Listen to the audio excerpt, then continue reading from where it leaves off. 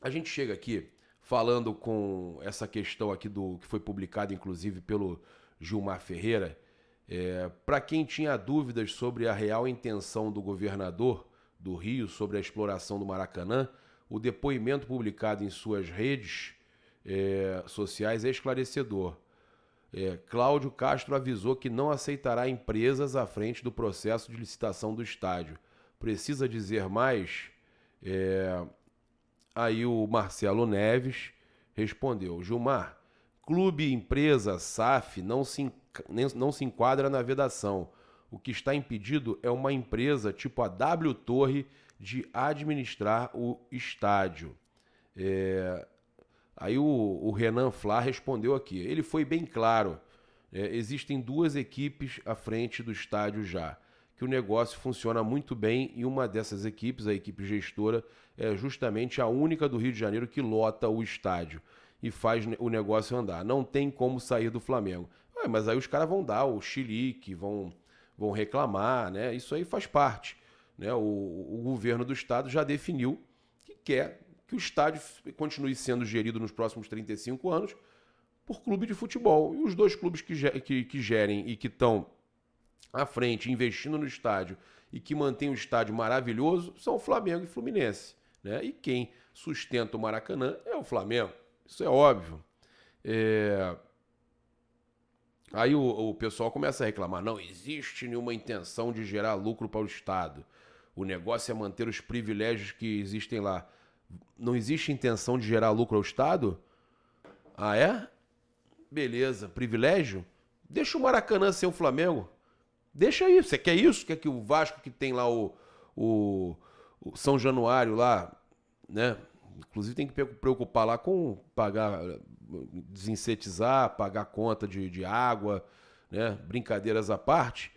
Vocês têm estádio. Vocês não falam que vocês têm estádio? O Botafogo tem lá o Engenhão também, né? Tá lá também, é inquilino lá, mas tá lá no Engenhão. Qual o problema? O Flamengo é quem. Você acha mesmo que se tirar o Flamengo do Maracanã vai dar jeito? Pelo amor de Deus, né? Não existe. O Maracanã sem Flamengo não existe, né? Aí o Flamengo Raiz, mas o 777 FC não tem estádio? O falecido anão da colina, os comentários são muito bons. E a gente tem justamente, né, sobre essa final da Supercopa, o técnico Abel Ferreira do Palmeiras fazendo alguns comentários, né, inclusive esse aqui que o Fábio Justino postou no Twitter que eu achei espetacular. Não vou falar se pouparei ou não durante a semana.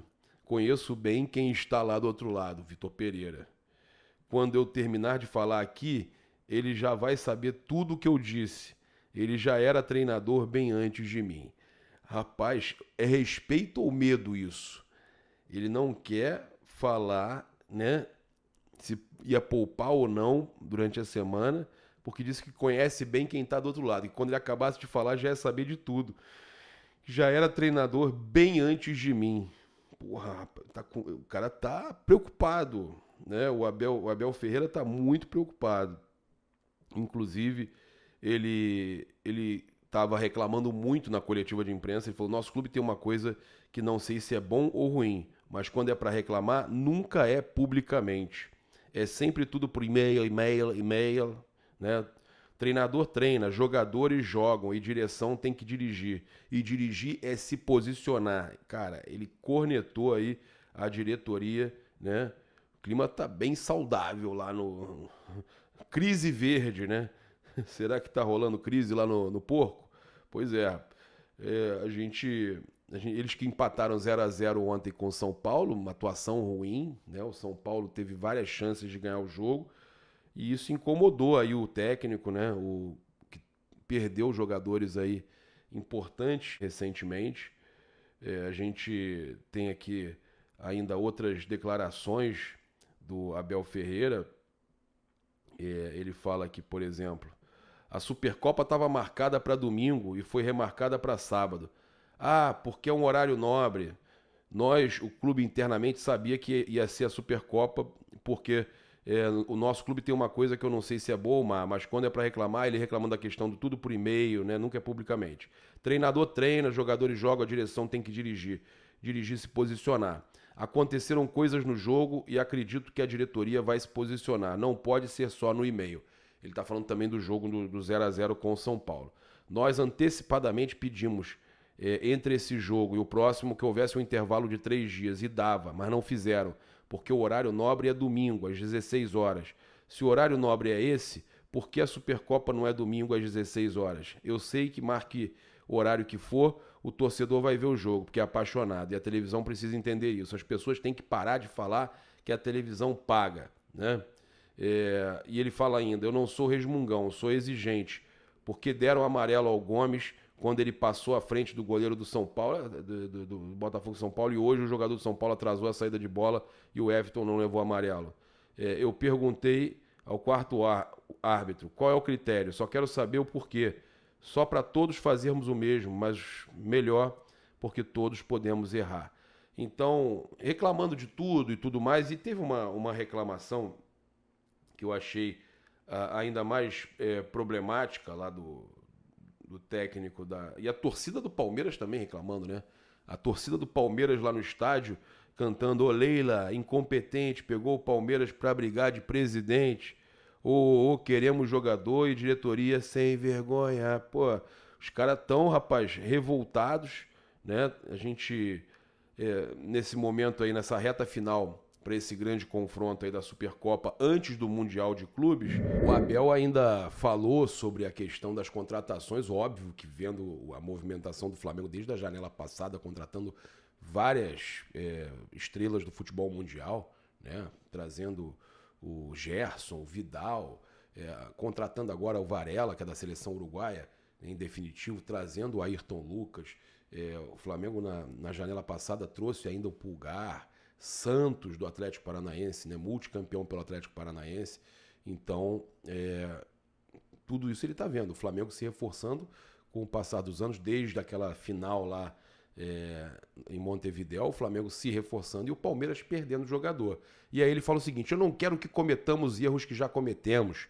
Quero jogadores prontos, que venha para fazer a diferença. Porque se vier jogadores que ainda teremos que potencializar e formar, que joguem os moleques da base. Não quero mais jogador para preparar. Não tenho problemas com medalhão. Quero jogador bom. Se é para perder, temos perder tempo formando jogadores como Danilo e Hendrick. Nós queremos jogador que não traga dúvidas para ninguém. Não precisa o treinador dar o aval. Que fique claro a todos, não contratamos jogador por treinador. Treinador é um funcionário do clube, nós contratamos jogador pelo clube. Quando um jogador entra aqui, ele tem o aval do treinador, da presidente, do diretor esportivo, tem o aval de todo mundo.